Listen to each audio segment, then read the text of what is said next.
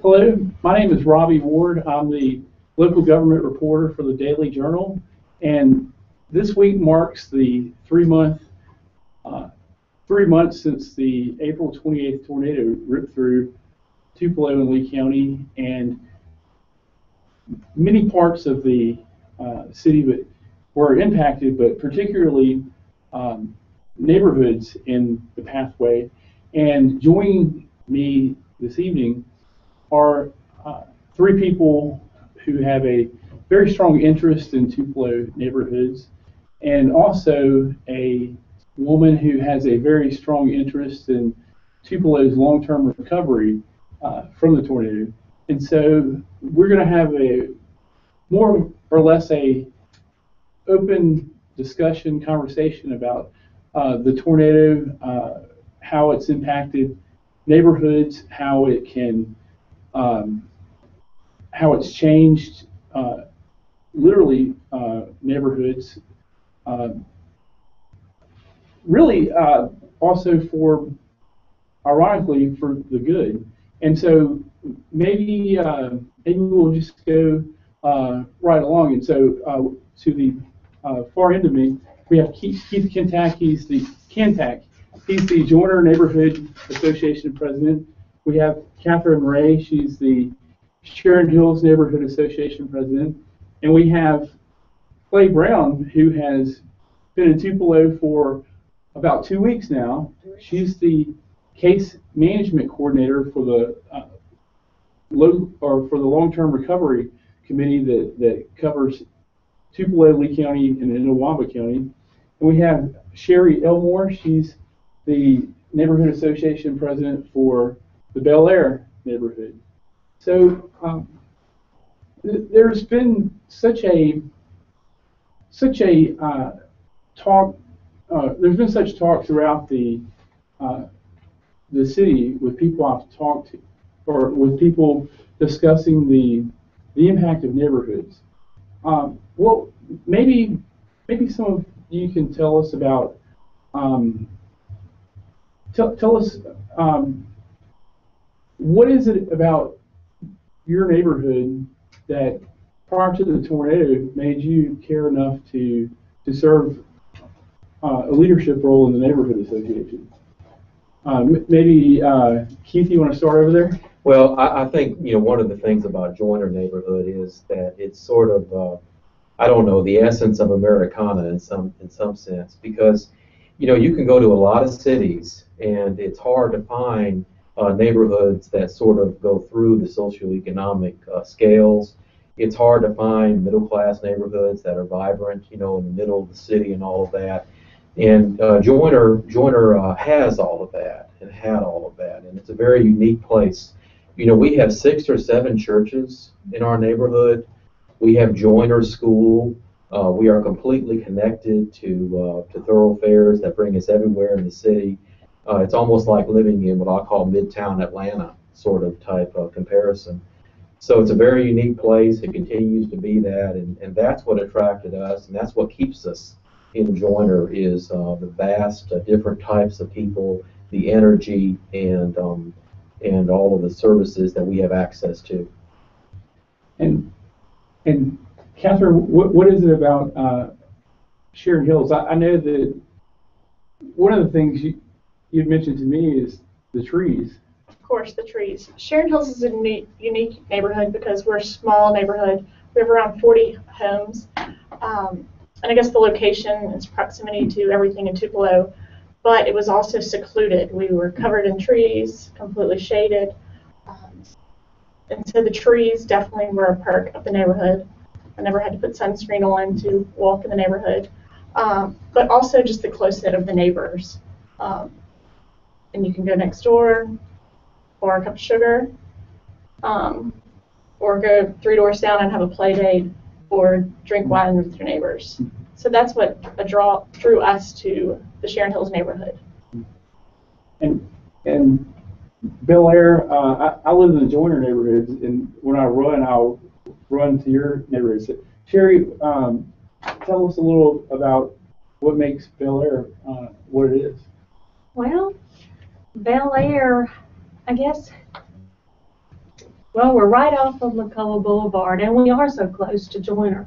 We don't have any churches. We have no school. The only thing that we have is the Bel Air Golf Course and Center. So that is, I guess, the only place that we can actually all gather from that neighborhood. It's a huge neighborhood. It goes from McCullough to the Natchez Trace, all the way to Highway 78, and then Gloucester Boulevard, excluding Sharon Hills. So the only part that really got affected by the tornado was Rogers, which is immediately off of McCullough and Country Club Road. Those two areas got hit really hard. And, you know, it was an area that people could drive down McCullough and they could not see the homes, and now those homes are exposed to McCullough Boulevard. And April 28th, I certainly remember where I was at when the warnings came along. I was one of the idiots out in the mall trying to get a haircut, and I ended up hanging out with people in Sears taking cover. But maybe you can tell us a little about where your experience the day of the tornado, and if you when you returned to your neighborhood, anything that really just stuck out. Maybe Kathryn, do you want to go first? I'll begin.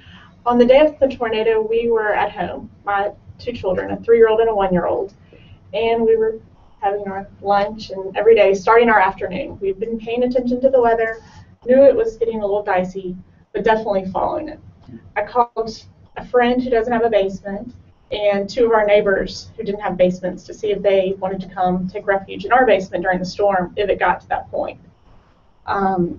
So a friend brought her dog over just to hang out in case she needed to use the basement. And then, anyway, 2 neighbors with families, they both have 3 children apiece, ended up coming in our basement and hanging out right out the storm. We didn't know it was a tornado, with 8 kids, a dog, so there were 15 of us, and we didn't hear anything. We were singing Wheels on the Bus, go round and round. And then when we opened the garage door to see what had gone over, we realized that typically I could not see my neighbor's house, and now I can see all the way to Gloucester. The trees were snapped in 2, so you definitely knew something bad went over, and it was definitely traumatizing. And that's when you just thought, I'm glad we survived. And definitely in shock, but a sense of completely thankfulness that everyone was okay, at least in our house. Up to that point is what we knew. Yeah, and it really seems like a lot of people that I've talked to have said that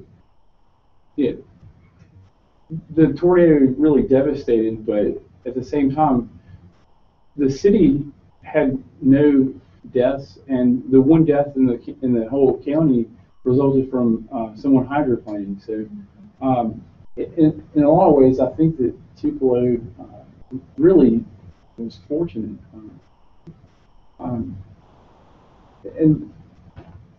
But when I left the mall from the day of the tornado, I just drove around and I was just really in awe, shocked at what I saw. Sherry, well, you actually work outside of Tupelo. Where were you? When did you see everything? I was in Columbus, and I was watching Matt on TV, and I saw when he said that it had hit Joyner neighborhood, and then he said Joyner Elementary. So my daughter's home is in the Joyner neighborhood. My home is on Country Club Road. I was texting my husband, couldn't get word to him or from him. Finally, I called him, and he told me he was in storm shelter at my daughter's house, along with 9 other people, 3 dogs, a 4-week-old, and a 2-year-old. And they had no idea that there had been a tornado until they walked out. And I've never heard my husband in 33 years speak the way he did, but he said, Sherry, it's bad, it's bad. And he's never told me to come home. And he was saying, you got to get here, you got to get here. And when I did make it back to Tupelo, it was dark. I had to go 78 and then get on the Natchez Trace and come in, and I stopped at the Chevron on McCullough, and I had a really nice policeman that met me there, and he took me to my home, and you know, even in the dark, there was no power, so it was just dark. Yeah, Keith, were you even able to stay at your home the night of the tornado? Well, you know, I tell you, Robbie, there are so many fascinating stories of people where they were and what they experienced during this tornado. And I do want to state this, and I think this is important, and I don't really think there's been enough coverage on this issue. I work in downtown Tupelo, and we were at my law firm, and we were working, and they let the kids out early, and one of my folks went and got my daughter and brought her home. My wife teaches at Blue Mountain College in Blue Mountain, Mississippi. Well, of course, it was bad, you know, and all of that, and everybody was concerned. And, you know, at some point, you know, I let my folks go home, and they went home. And I stayed there, and I was in contact with my daughter and my wife and all of that. I guess probably about, you know, 15 minutes before the tornado, I get in my vehicle, and I go home. Now, at this point, you know, I'm working. I'm not paying attention to my cell phone. I'm just saying I'm not paying attention to the TV. We don't have a TV. We need to have a weather radio and things like that. I think we've all learned a lot about that. But I never heard any tornado sirens downtown. And this is apparently when the tornado was coming. So I get home. My daughter has our dog. She's in the hallway, and the tornado's beginning to come. I'm blowing off the front porch because I don't know that it's a tornado because I still don't hear any tornado sirens. All right, let me say that again. I still don't hear any tornado sirens. And what I see the state of Mississippi doing is saying that, well, people need to pay attention to all different sources. Well, I'm 50 years old, and I haven't heard that one yet. So I don't hear any tornado sirens. So I walk into my bedroom, and I watch the tornado hit. Oh, wow. Okay? Now, the tornado was high where we are, so we lost every tree. It didn't flatten our house. We probably would have been killed, I guess, if it came through, you know, and all of that. But, again, there are so many fascinating stories. I'm glad that we're all okay. But this issue of the tornado sirens is a big deal, and I hope that there can be more addressing of that issue because that was a real safety factor for folks. Yeah, I know. I surveyed people throughout the city, and depending where people were, they didn't hear them. But what I found was that some people a few blocks away heard them, and the city and the county both, they said that. Well, they were activated. Yeah, they said they were activated. But I'm saying to you that I didn't hear them downtown, and I didn't hear them on my way home to Joyner neighborhood near St. Luke's Church. What about, did y'all hear the tornado sirens? I definitely did not. I was in my house, and to be honest, I was about to put my 1-year-old in bed. I was watching the weather like you're supposed to before the power went out, but did not know it was a tornado coming to any degree at all. Thought it couldn't be high-powered winds. So the only reason why we went downstairs to take shelter was definitely not because I thought there was a tornado. To be honest, it was because my neighbors brought 8 rambunctious kids, and I thought it was easier if we contained everybody downstairs since I'd actually cleaned the house all morning. So we were downstairs entertaining children, not keeping them alive from a tornado. We were just downstairs protecting them from high-powered winds. So definitely no tornado sirens. And you're close to one. And it's very alarming after the fact that there was done. But if the city and the county activated them, I mean, is there anything that you think that they should have done different? I know Keith, you're really Houston, we have a problem. We say we activated the tornado sirens and they didn't go off, and we're lucky. Now there needs to be a full investigation and accounting of that, and there needs to be quadruple systems if necessary to make that happen. I haven't gotten the message that I'm supposed to look at every form of media. I haven't gotten that message yet, and I'm 50. I guess I got it now the hard way. But this could have been much worse than what it was. We really got lucky. Yeah. And certainly the county and the emergency management agency, they all say that now we should look at many different ways of getting the message. But like Keith, a lot of times people don't get text messages. They don't always listen to the different news organizations. So it's going to be. We'll see if the city and county responds to people not hearing this. And haven't heard one yet, Robbie. Well, I know that they tested the sirens that Saturday after the tornado, and you could hear that day. But I've not talked to anyone that heard the siren the day of the tornado. Well, all of you, I think, said that none of you had any severe damage at your property. Is that right? I think Kathryn. Oh, Kathryn, yeah, right. Everyone in our neighborhood sustained damage, regardless if it was a tree on your house. I lost a carport. My car was totaled. Of course, I need a new roof. Around 20 trees in my neighborhood. I mean, in my property. But every house in our neighborhood had significant damage. Now, my house was livable, and many of them are. But everyone in Sharon Hills was affected. Yeah. And what are some of the tell us about some of the damage in Bel Air and Joyner?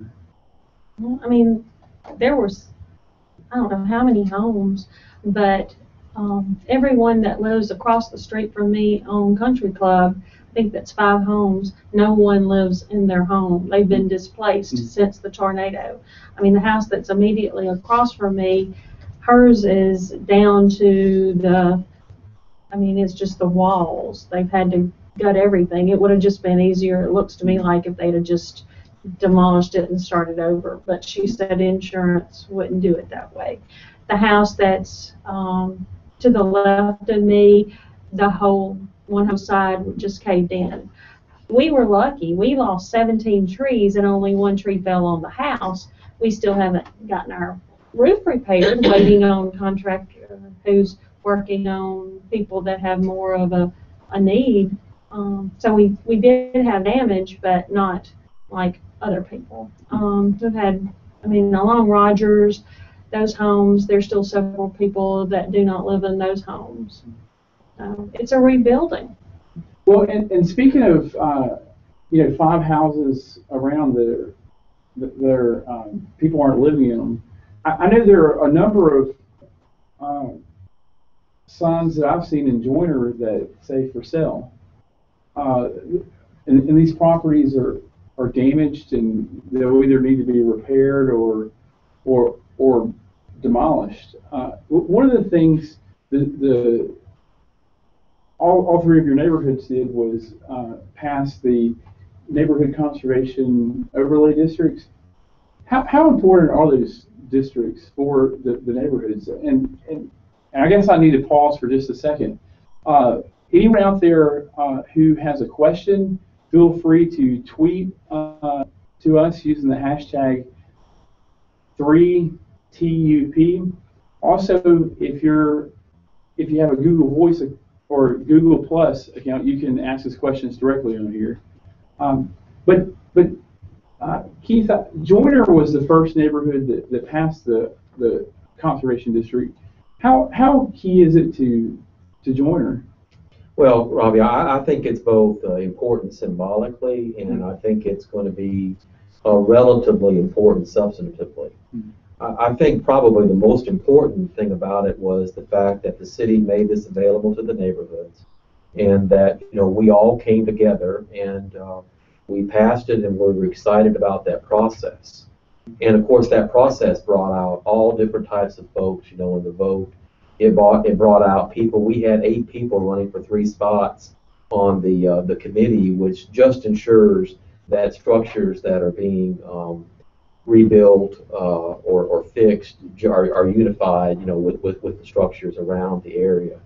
But I think really, again, I think that just the fact that this was available and that we took advantage of it has been excellent. Now, what's interesting about it is, though, is it lasts for 6 months, and apparently it's not renewed unless the city council affirmatively renews it. So it'll be interesting to see just sort of, and also too, I guess, there were an awful lot of building permits that were obtained before the overlay district in Joyner was passed. But I think what it does is it shows folks that people care, that they're gonna fight back, and they're gonna deal with folks in a neighborhood like Joyner that's susceptible to bad rental housing management and has small homes. We have a very dense neighborhood, a very large neighborhood. It shows folks that we're going to deal with folks that, quite frankly, don't care about their neighborhood, and a lot of them, for financial reasons, just use Tupelo to make money. Right. Well, and in the neighborhood overlay districts, they were intended to help preserve the character and personality of the neighborhoods. Even if the rebuilt structures do that, are y'all worried that that some of the people, your neighbors, may not come back, or what is it about your neighborhood that will prevent that?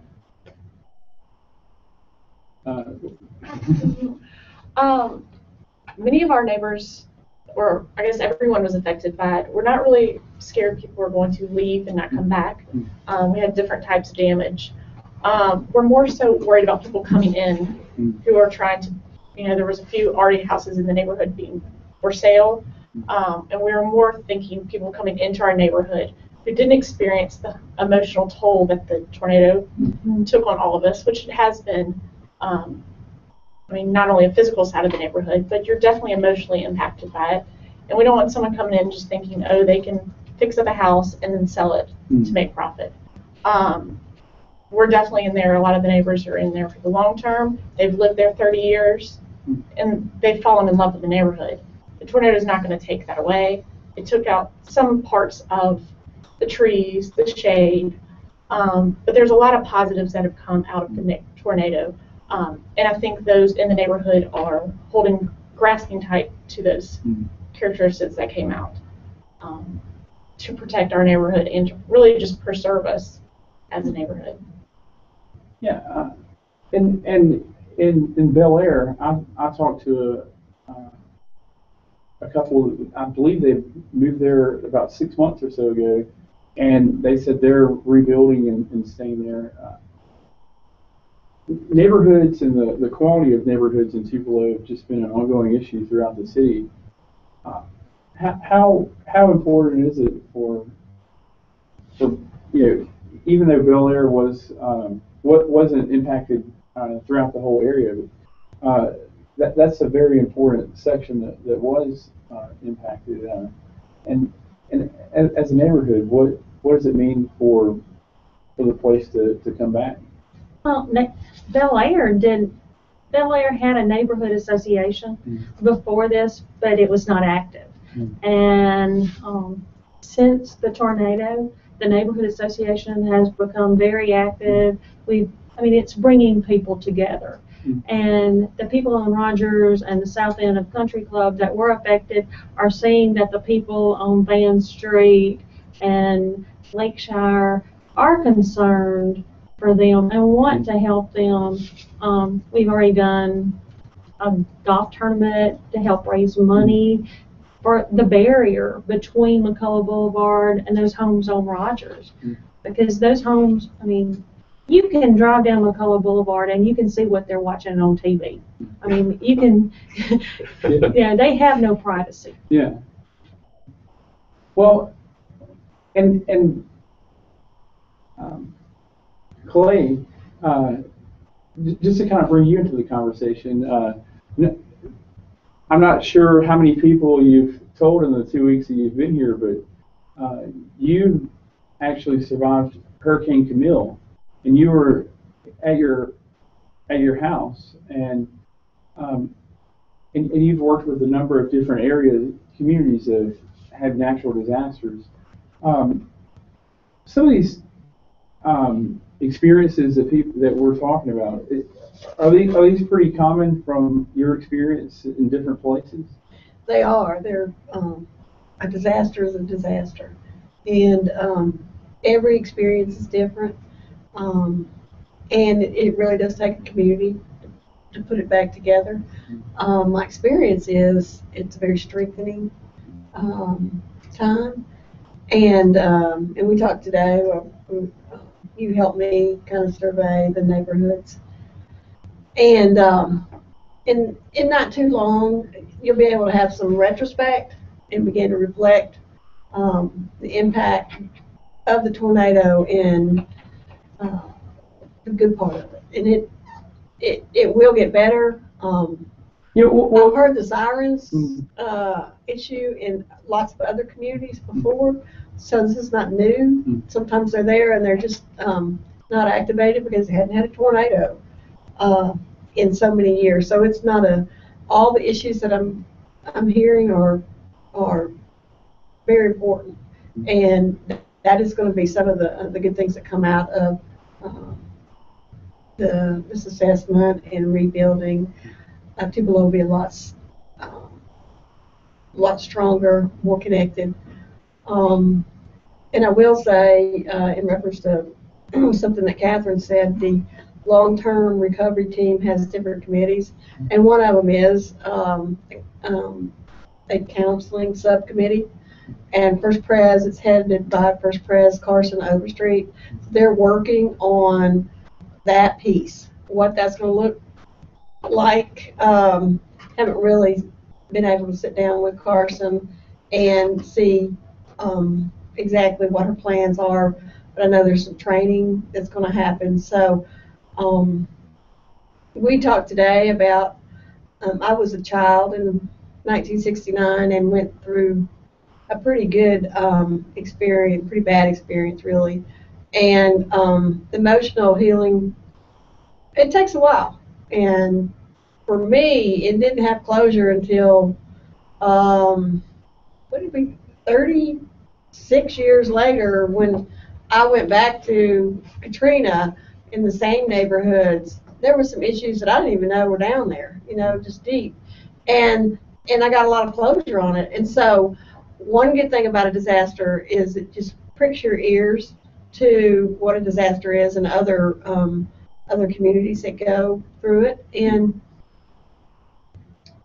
it starts a journey that sometimes takes a long time. And I feel like it's a privilege to come up here because I've been on both sides and I've been through it. You just, dialogue, get with the government, fix the houses, try to put back the pieces, listen to people's stories. As your children, they tend to be more resilient. They also kind of work things out through play, so they may do a lot of that. And well, if I can interrupt you okay. for a second. So, I mean, the good things coming out of a tornado, in your neighborhoods, did you, when she said the good things coming out of a tornado, is that something that y'all experienced? I don't think they're there yet. The Sharon Hills neighborhood, I'm not going to speak for everyone in the neighborhood, but there were bushes and there were fences and there were barriers all in the neighborhood. Typical, you couldn't see your back door neighbors and you couldn't see the ones catty corner, and you may not have met them, you may have not, or if you waved to them, you didn't really have long conversations with them. But now you don't have that choice. They're in your backyard. But the great thing is you don't mind and you want to talk to them. We joke with our neighbors behind us, we call it the mega yard. And so we always see them in the mega yard. And, the bonds in the neighborhood have definitely become stronger. And so and the good thing also I have to point out was the volunteer efforts coordinated by United Way, by the people who just showed up to help, have absolutely been amazing and completely heartfelt and warming, and completely restored your faith in humankind, that they're there to help. We definitely cleaned up our yards, but it was all about volunteer efforts. So that's another good thing. The good came out of a lot of people. So I know that Bel Air has fewer trees, but does it have a stronger relationship? Oh, definitely. And my home actually borders, there's 6 homes that we all connect. So my backyard, I mean, there's 5 other homes that when I walk outside, there's 5 other homes that I see their backyards as well. So having just moved here the end of February, I've met tons of people. I wouldn't have, I wouldn't have known everyone that I know now. Well, for what it's worth,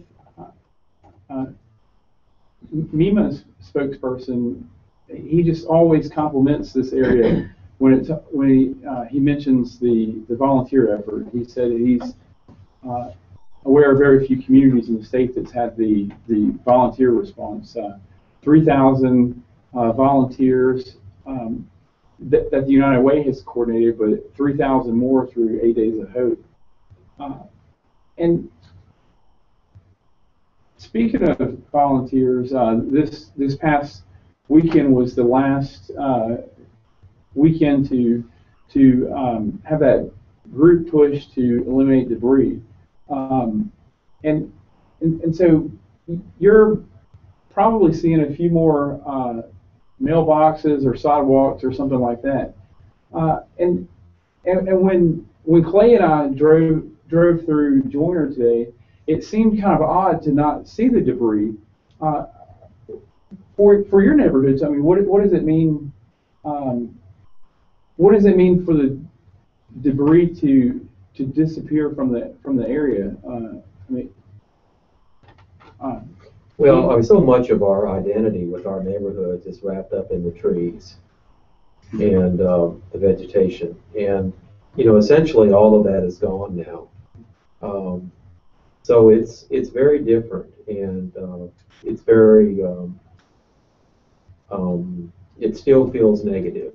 I agree with Clay. I think that most folks are still. I'm not so sure we're in shock anymore. But I think folks are not necessarily reeling from this, but I think that there is a lot of devastation out there. It is positive that what's happened with regard to debris removal. And something, I guess, for the record, because I feel like this will go down, on the records of the city of Tupelo. And we have to remember that night, the city of Tupelo, lost one of its kids, John Servati, over in Tuscaloosa, Alabama. And I tell this story with great respect, but what was so interesting about that is his stepfather, John Gaston, is one of my best friends, and his mother is Janet Gaston, and of course his father and his family, are wonderful folks. But John Gaston came over and got me that night and took me to their house, and they fed me. And that was the first time that I had gone by St. Luke's Church and saw the devastation there and the houses leveled, at ground zero and all of that. So I guess while that was happening, this was happening over in Tuscaloosa. Mm-hmm. And, so I think when we talk about, the fact that we were very lucky that we didn't have, any deaths and all of that, I do think we need to keep into account, take into account that John Servati did pass. And it was a remarkable outpouring for this family. He'll be greatly missed. He comes from a wonderful family. He's a wonderful young man. And, this is a no fun time. It is. I was in Metairie watching. My sister lives in Richland, so I was in Metairie, and I called her up and I said, "There's a tornado. You're in your bathroom," and she said, "We're on top of it, with the computer and whatnot." I think it was probably the same batch that went through Louisville, not your, because it was a little bit later, I think, in the afternoon. But so we got through that, and kind of I watched it. Being from Mississippi, I was, interested in where it was going. Then, of course, the next day, story on John, that was his name. Yeah, John Servati, yes, ma'am. Came out, and I was an Alabama graduate, and so it really tugged on my heart. And the irony was that he was from Tupelo, and that the connection. Right. And the one chivalry and the bravado. It lingered with me. I can remember sitting at my desk and talking to my coworkers. I was a guidance counselor at the time, and I said, listen to this, and this part of the story, because it was something that kind of just went kind of deep for me, and kind of with families, but it impacted me personally, and right now everybody, I'm like Keith, I don't think y'all are still in shock, but it's just you're just kind of catching your breath for a minute and trying to get a little bit back into normal routines, which is helpful. It kind of provides you with a little mental rest, and then you hit it going again. So I'm here to do the job that they've asked me to do, but I also can encourage on the other side, and just say it's going to get better. It's not better now, but it will get better. And love to hear the stories of what people were going through. And as you gather in the neighborhood, this is going to be some of the reflection. You're going to do. You're going to rebuild. You're going to try to change policies. But in the meantime, it's going to kind of settle with you, and you'll have some reflection times and see some of the better things that come out. And it will work itself through. It's not necessarily a fun thing to do. Every disaster is really hard. And with the debris, or a large part of the debris going from the city in the neighborhoods, Marla Boyles, I believe she lives in the Joyner neighborhood. She asked a question. Even though the last push was Saturday, she wants to know if there's still any help for people's yards. She said her yard is a mess and her insurance doesn't cover it. On the neighborhood level, on the long-term recovery committee, is this something that is the long-term recovery committee a place where Marla would turn to? I haven't seen that on the long-term recovery, but I've heard that discussion, that there's been a switch from debris removal to another source of, looking for that. I think that's going to be at the city level. I have no idea about that particular component. What about y'all in terms of your neighborhoods? Is there any effort that you're aware of to continue to help people who still have issues with their yards and debris? Well, the Joyner neighborhood is a very large place, and we literally have hundreds of people on our email list, and Leslie Mart, our immediate past president, has grown our Facebook presence to I think over 500 by now for sure. So if folks are having issues, they just need to get themselves in the network. They can certainly feel free to contact me. But did that respond to your question?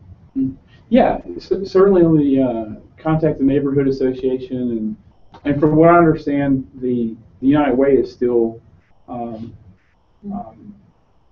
But Robbie, I think that's a good point though, because I think what's interesting is that people don't know exactly where to turn. There doesn't seem to be a central location, and Clay, it'd be interesting to see if your group sort of is that.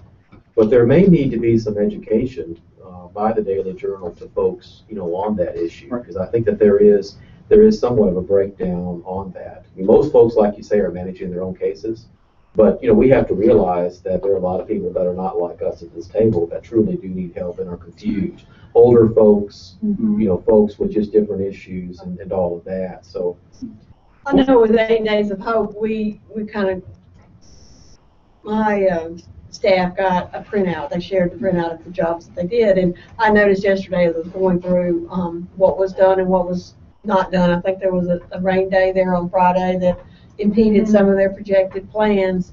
I noticed that it was a neighborhood beautification, so there was some efforts, I think, to just in general help out in the neighborhoods. And like I said, I'm sure there's some things in the works.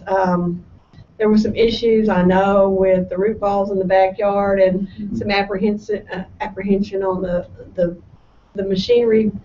The guys that were, or girls that were operating machines, they didn't want to do more damage in the backyard. Yeah. So that's the conversation I had, and that they were going to have to regroup to see how to deal with this problem. So, well, Keith, you did mention that how a lot of people don't know that place to go to now that we've got this. Maybe people start to think that we're resuming to normal. People maybe who don't necessarily live next to a damaged or destroyed house. And it's my understanding that the long-term recovery committee is intended to kind of be that clearinghouse, and they actually have a number of subcommittees involving finance, construction, case management with claim, unmet needs, community assessment, crisis counseling, volunteer coordination, and the long-term recovery committee is made up of, if I recall, it's more than a dozen nonprofits in the area, and it's kind of intended to serve as a like a super organization to help people in need, but also to help cut down on duplication of services and more efficiency. So, is that through United Way? Is that the phone number? No. It's actually it's a special organization. Each of these organizations, or many of the organizations throughout the Tupelo, Lee County, and Itawamba County have all joined, and they each contribute a part. But it's that phone number, it's that location, right. it's that clearinghouse sort of. That's it's exactly the intake right. person that I think people are needing to know about. there is a subcommittee on the this long-term recovery groups. It's called Community Assessment, and underneath some of what it does is develops plans for assessing needs, works to identify any gaps in services for different population groups, and then it's split up into some things that I will do. I will provide data and what I hear and back to them, and also a communications publicity subcommittee that will work on trying to, I think, it develops multiple ways to communicate services available to the public. I will go back tomorrow and meet with my contacts on this committee and voice the need for phone contact in different areas. Our phones are not up and running quite yet. We're case management, which would not be things like landscaping, but there's 1, 2, 3, 4, 5, 6, 7, 8 different subcommittees, and this flow chart we talked about last week in the committee meeting. I think there's another committee meeting in 2 weeks. So if you have some concerns right now, I think you could call Melinda Tidwell at United Way. That would be a way to start. Yeah, I agree. Yeah. So and she'd be happy to field those questions and just start and see where we are, because it's a different phase. There was there was first response, I guess you'd say. Everybody have food, water, etc. And then, of course, the 8 days of hope piece came in, which I'll tell you, this community is absolutely fortunate to have, because it's just kind of like this adrenaline rapid response. Yes. And then the rest of it is going to unwind over a period of time. So things will slow down in terms of when things get done, but and the also, long-term thing is starting now. And also, as your local government reporter, I will definitely make a point to keep the public updated on places that they can turn to. And as the long-term recovery committee starts to release details, we'll definitely keep the public involved. This may shock some of you, but we're kind of approaching really close to 1 hour. As of right now, in your neighborhoods, what do you see as kind of the most pressing thing happening now? Sharon, or who wants to take that? And maybe all of you can mention it. But certainly the debris is gone, but you still see lots of blue tarps and empty spaces. So it is now a time that that time where people regroup and try to figure out what's next, or I guess for Sharon Hills, we went through the phases of beginning, but now we're in the phase of rebuilding, whether it's dealing with construction, crews and everyone coming in. We got the debris gone, but now we're left with the mess behind the debris. We were completely shaded. We now need, I would say every yard, which is all 40, needs new landscaping. And that's a big tithe. I mean, thankfully most of our homeowners had insurance, but insurance does not cover a new yard. And also we have drainage issues now. So the city, we're trying to work with the city on drainage issues, and just the general rebuilding of getting everyone's house back in order. But then you have the long term of the yards, and hopefully working with someone to tell us, hey, you couldn't grow anything sun plants, you couldn't grow shade plants. But what kind of plants can we have now, and what kind of trees are fast growing, and which ones will be there 50 years from now? That's a good point. And that's Bel-Air, our beautification landscape committee has already met with the city. Sherry Kathryn has been wonderful, and they have already come up, or they're developing plans for some type of barrier. Number one, for sound, for privacy, along McCullough Boulevard, behind those homes right there on Rogers. Because, people used to drive down the street and they said, well, I didn't ever know those homes were over there. And now, like I said, they know what they're watching on TV. You don't want to walk through your house. Right. And in Sharon Hills, we are exposed to now Gloucester. There's a business district there. We have high expectations on and interest in how they redevelop that. We also have McCullough, and all the hotels around us. So we're not, we are exposed completely. When you're driving down Gloucester and McCullough, you see everyone, and it's for the entire neighborhood. So it's not just a few houses that have been impacted. So we have a long way to recover. You can't just grow a tree that's going to give us a barrier in a year. So it's going to be a long effort and new normal. And in Joyner, I'm sure a lot of these thoughts echo in Joyner. Is there still lots of uncertainty? What types of things do you see is key right now to moving forward? Well, I think we're making progress, but I think there's a lot of uncertainty.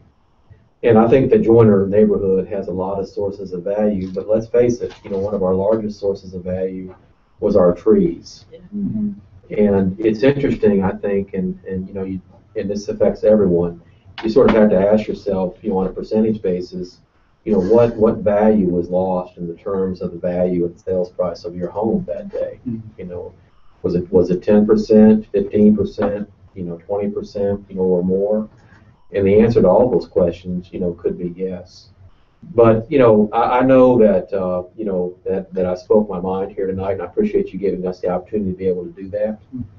But I will say this, that this has brought out the best of folks. It's also brought out the worst of some folks. Mm-hmm. Some people that take advantage already, I've seen of giving and all of that. Yes, it's inherent. But this has really brought out the best. We still are a self-reliant people, and we've seen that. And we appreciate all the volunteers and all the help. And we're excited. We've got people that are master gardeners we're even going to form a committee. It's going to be called Canopy Recovery. Oh, nice.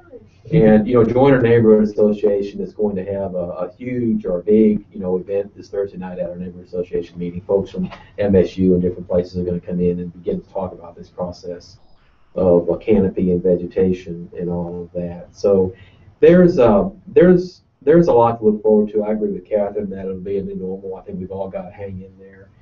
And I think that's probably easier for some folks to do than it is for others. And I think that one thing that one of the code enforcement officers said that was important is that we've got to have a lot of patience with each other. You know, we're going to see things for a long time that probably we would normally do something about that we're going to have to overlook. But I think there are bright days ahead. And kind of following up on right now, what's important. As you talk to people in the neighborhood and see the bits of progress, what do you see as one of the more important things long term long term for the neighborhoods? Or is there something that's that you see as critical for the neighborhood to return to whatever the new normal will be? I think it goes back to something that the mayor said at our first Bel Air Neighborhood Association meeting, and it's to stay engaged. Mm-hmm. Because it's so easy for Bel Air, especially with only a small section being impacted, that people just go on with their normal routines and forget about it, and they're not engaged. So that's part of what I want to do. I looked at Joyner. My daughter lives in Joyner, and I saw the energy that was there, and I wanted to bring that energy to Bel Air, and I want that to continue. I want people to stay engaged. Is there something that you think is critical for the long-term, I guess, health of Sharon Hills to bounce back? Definitely. I guess it's just the homeowners that are there don't get discouraged. Mm-hmm. It's a long process. It's emotional. I said some of the positives that came out of the tornado. That's because we're grasping for something positive with all the negative. It's a deliberate effort right now to see the positive, just a deliberate, and you have to do it just to give yourself a break. Right. Until you actually see it. And there's a lot of people that aren't in their houses. They won't be for a while, or their construction hasn't even begun. So it's a long, long road. But also for our neighbors, there's a bunch of wonderful neighborhoods in Tupelo, but for them to not forget about those that are impacted. I know some of my friends, they drive off and they leave my neighborhood and think, go back to their peaceful neighborhood. But don't forget about the neighborhood that's you just left. And, you know, someone's smiling next door because they got carpet, and the little positives that is making each neighbor slowly, piece by piece, get to a new normal. And Keith, you've been really shy and bashful tonight. So when you think about the long-term health of Joyner, which I mean, the city sees all of the neighborhoods as critical to the overall health of Tupelo. What do you see as key for Joyner to return? Well, you know, I always say I see Joyner neighborhood really as sort of a canary in the coal mine. You know, if the canary gets sick or the canary dies, then Tupelo's got a problem. And I don't say that selfishly, I just say that with all of the diversity in terms of churches and a synagogue and levels of homes, you know, from, you know, $60,000 to $400,000. And it's just so important, you know, and I'm not trying to take away from anyone else. I'm very respectful, you know, of all of that. But it's just so important that Joyner makes a proper recovery. Now, what's interesting is that if you go to the northern part of Joyner, it's the new, well, it's not normal yet, but it's the new whatever it is. But if you go to the southern part of Joyner towards West Jackson Street, you know, when there's a lot of discussion about West Jackson Street, but if you go that way, you go back into the tree canopy, the urban forest, you know, as I've always said. So I think in some sense it's going to actually help that part of the neighborhood because, you know, that place has got trees and it needed more help than the northern part because the northern part, you know, I guess sort of was inherently stronger. I think these overlay districts, I think that these folks that are involved in these overlay districts, Pat Faulkner of the city should be very much commended for what he's done in terms of drafting that legislation and making sure that it's gone through properly. I think they're going to be important in terms of being implemented and all of that. I hope the city continues those for a number of cycles. Quite frankly, if I would have realized that these overlay districts, expire in 6 months unless the city council decides to continue them forward, I guess, you probably would have stated that they need to be longer or some sort of different process for renewal and all of that. But I think for all of us too, it's, people always talk about, well, it could have been a lot worse. Well, it could have been a lot worse. And, it has been a lot worse for others. You think about Louisville, right, Mississippi, the places in Arkansas, the places that happened, and all of that, it could be a lot worse. And so I think that it's just a very difficult time period, and I think it's important for us in Tupelo, and I think we do a good job of that. We focused on these 3 neighborhoods here tonight, right? Well, we know that tornado apparently was 31 miles long in terms of impacting Lee County and Itawamba County. And we all feel for all of those people. And it even hit in Prentice County. There was a family I know up there near some property that I own up there that lost their home. So I think that this is a very broad sort of storm, and it's interesting because in Tupelo you see a lot of tree damage and not necessarily a lot of wiping out of houses, although you do see some of that. So I'll be interested as time goes on, just sort of how all of this shakes out. But it's going to be a real challenge, but we are totally equipped to handle it, and there's great evidence of that so far. Well, this week marks 3 months since the tornado. This is, in a sense, a milestone for the tornado recovery. We have started to have the pieces together for the long-term recovery committee, and I really appreciate each of you taking a few moments to share some of your experiences related to the recovery. And as the recovery continues to unfold, perhaps some of you may join us again, and we'll also invite others to participate in these discussions. This is something that will have an impact on the character of Tupelo for quite some time. And again, my name is Robbie Ward, and we have 3 neighborhood association presidents with us, and Clay Brown with the Long-Term Recovery Committee. And thanks for watching. We will broadcast, or we will keep this video on our website to view later. And if you have any questions, or if you're interested in a suggested topic for a discussion like this, feel free to tweet or email us. And thanks a lot, and have a good night.